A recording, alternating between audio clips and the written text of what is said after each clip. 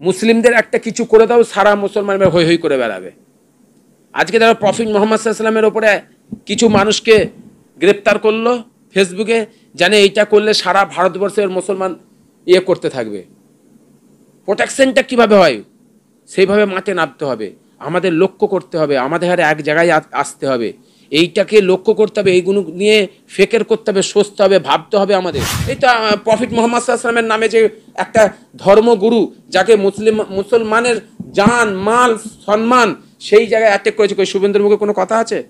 শুভেন্দু বলতে পারে না যে এটা অন্যায় হয়েছে, ভুল হয়েছে? আমি শুভেন্দু অধিকারী বলছি, এটা অন্যায়, প্রোটেক্ট করছি, তোমরা আমাকে ভোট দাও, আরো আমি করব। কই বলতে পেরেছে শুভেন্দুর ক্ষমতা আছে বলার?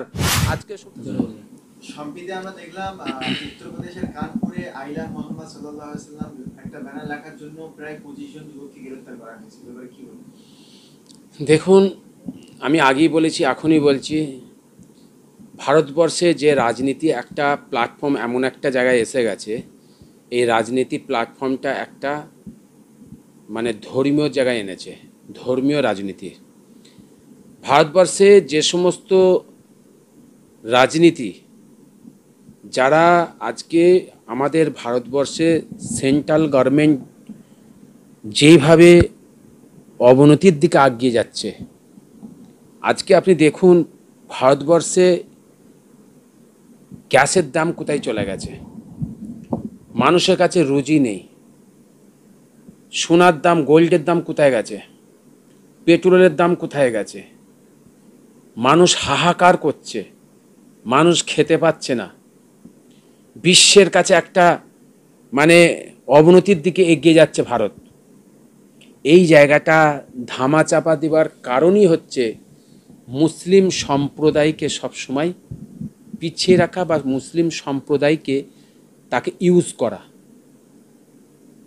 আজকে প্রফেট মোহাম্মদ সাল্লাম আমাদের জান, আমাদের মান, কি সারা ভারতবর্ষের মুসলিম তথা সারা বিশ্বের মুসলিম। তো এরা জানে, আজকে দেখুন কিছু ইস্যু পাচ্ছে না বিজেপি, কোনো ইস্যু নেই। ইস্যু না পাওয়ার জন্যে এরা সবসময় মানুষকে ভীতিব্যস্তর মধ্যে রাখতে চাইছে, সবসময় মানুষ যেন সোশ্যাল মিডিয়ায় হিন্দু মুসলিম হিন্দু মুসলিম হিন্দু মুসলিম করতে থাকে। এরা যদি সবসময় সোশ্যাল মিডিয়ায় হিন্দু মুসলিম হতে থাকে, তাহলে মানুষের কাছে সময় হবে না আদার্স কোনো প্রশ্ন করা বা আদার্স জিনিসের ব্যাপারে। আজকে আপনি জানেন যে গোল্ডের সোনার দাম তো কিছুদিন আগে 80 লাখ টাকা ছিল, এখন 1,15,000 কি করে হয়ে গেল কেউ জানতে পেরেছে কি? জানে না। পেট্রোলের দাম কোথায় ছিল? 100 টাকা পাড়িয়ে গেছে, 98, 96, 97 চলছিল, 100 পাড়িয়ে গেছে, কেউ জানে? মাথায় কারোর আছে? গ্যাসের দাম কোথায় ছিল, কোথায় বেড়ে চলে গেছে। তো এই জিনিসটা যখন মানুষ, যখন সোশ্যাল জগৎটা যখন এই ধরনের বিভ্রান্তি না হবে, তখনই কি হবে? তখনই হচ্ছে আপনার মানুষ এই দিকে লক্ষ্য করবে, দেশের দিকে লক্ষ্য রাখবে, দেশের অর্থের দিকে লক্ষ্য রাখবে, রাজনীতির দিকে লক্ষ্য রাখবে।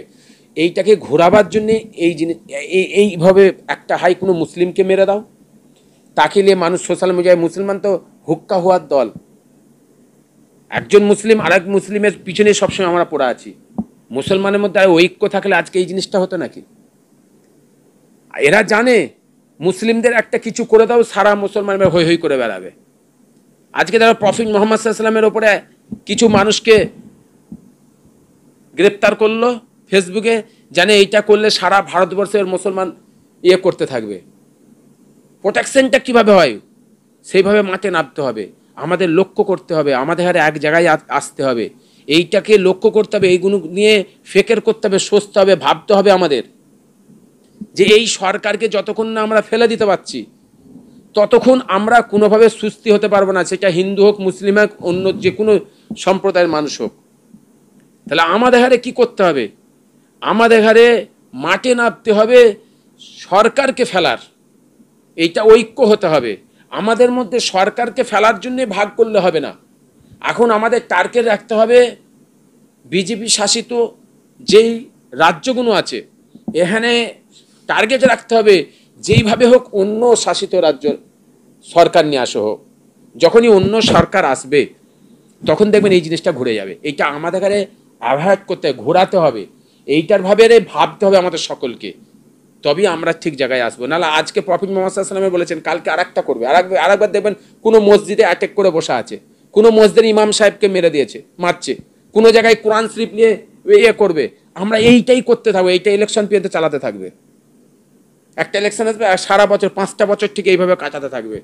কোন দিন দেখবেন খামাখায় গায়ে হত্যার নাম দিয়ে, গো হত্যার নাম দিয়ে কিছু মুসলিমকে ফের মারধর শুরু করে দিল।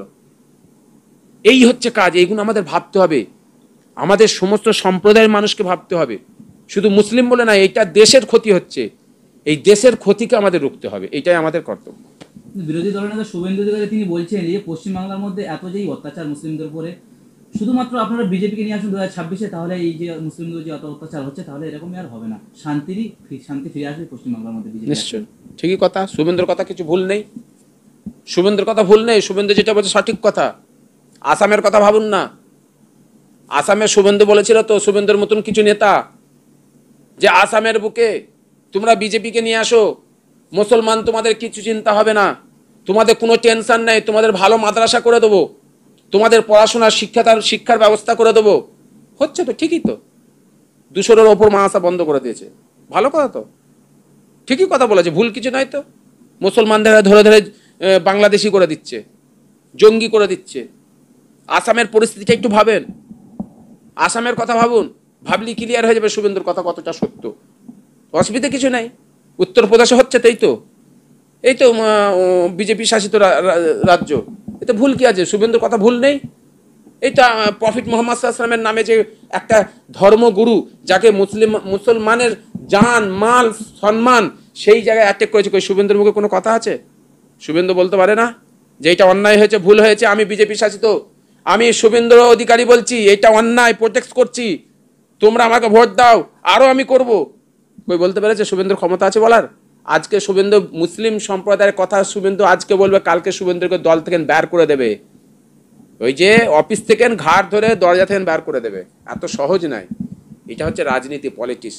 এটা মুসলমান নয়, সারা ভারতবর্ষের তথা পশ্চিমবাংলার মানুষ সকলে বুঝে গেছে শুভেন্দুর